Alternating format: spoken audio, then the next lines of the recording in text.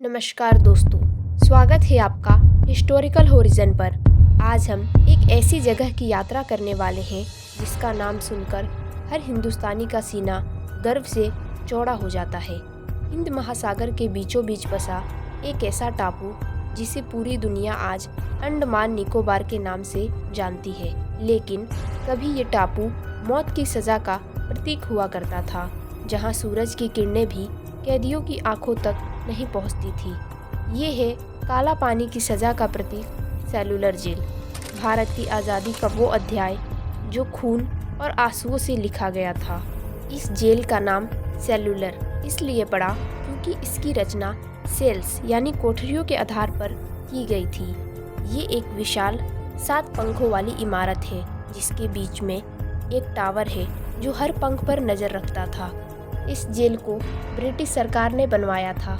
1857 की क्रांति के बाद जब अंग्रेज़ों ने भारत में विद्रोह की आग देखी, तब उन्होंने एक ऐसा स्थान ढूंढा जहां से कोई वापस ना आ सके। समुद्र के बीच चारों तरफ पानी और मौत, और वहीं बनी वो जेल जिसे कहा गया सेल्युलर जेल। शुरुआत में कैदियों को वहां रखकर जेल बनवाई गई।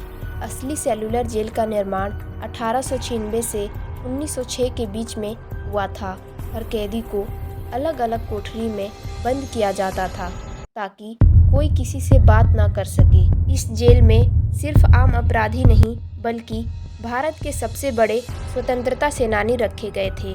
इनमें प्रमुख नाम थे वीर सावरकर और उनके भाई बाबूराव सावरकर, बटुकेश्वर दत्त, योगेंद्र शुक्ला, मौलाना फजल ए हक, खैराबादी के सोहन सिंह और भी कई अन्य क्रांतिकारी थे। ये वो लोग थे जिनसे अंग्रेज सबसे ज़्यादा डरते थे और जिन्हें तोड़ना चाहते थे। सेल्युलर जेल की यातनाएं इतनी भयानक थी कि सोचकर ही रोंगटे खड़े हो जाते हैं। एकांत कारावास, हर कैदी को अलग अलग सेल में बंद करके रखा जाता था। एक सेल के कैदी का दूसरे सेल के कैदी से कोई संपर्क नहीं था। बेड़ियों में जकड़ना, कैदियों को भारी बेड़ियां पहनाई जाती थी। तेल की कोल्हू, कैदियों से जानवरों की तरह कोल्हू खिंचवाया जाता था। इसे सबसे कठोर सज़ा माना जाता था। निर्माण कार्य, उनसे जबरदस्ती जेल का विस्तार और सड़कें बनवाई जाती थी। छोटे से अपराध पर भी कोड़े बरसाए जाते थे। कई क्रांतिकारियों को यहाँ फांसी पर चढ़ा दिया गया। हर सुबह कैदी को खींचकर बाहर लाया जाता था। उनसे तेल निकालने की चक्की घुमवाई जाती थी। कोड़ों की मार, भूख और तन्हाई, यही थी उनकी रोज़मर्रा की ज़िंदगी। लेकिन इन यातनाओं के बीच भी उनके अंदर एक ही आवाज़ गूंजती थी, भारत माता की जय। सावरकर जी ने 11 साल उसी कोठरी में बिताए जहां सूरज की एक किरण भी नहीं जाती थी। उन्होंने दीवारों पर अपने नाखूनों से कविताएं लिखी ताकि आने वाली पीढ़ी जान सके कि आज़ादी सस्ती नहीं थी। ब्रिटिश सरकार ने क्रांतिकारियों को अनेक यातनाएं दी। इन यातनाओं का मकसद था क्रांतिकारियों की आत्मा को तोड़ना। लेकिन इन जुल्मों के आगे हमारे सेनानियों ने हार नहीं मानी। 1932 में भारतीय कैदियों ने अपने अमानवीय बर्ताव के खिलाफ एक बड़ी भूख हड़ताल शुरू की। इस हड़ताल के नेता थे महावीर सिंह। यह हड़ताल 45 दिन तक चली। अंग्रेजों ने बेरहमी से इसका दमन किया। लेकिन यह घटना सेल्युलर जेल के इतिहास का एक महत्वपूर्ण मोड़ साबित हुई।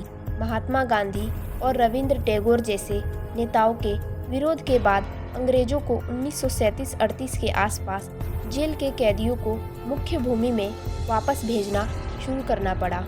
आज वो जेल एक संग्रहालय बन चुकी है।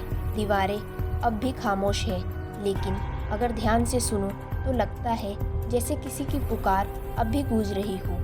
हर कोठरी एक कहानी कहती है, त्याग की, बलिदान की और आज़ादी की। अगर कभी अंडमान जाओ तो उस जेल की दीवारों को छूना, शायद तुम्हें भी महसूस होगा वो दर्द जो वीरों ने झेला था।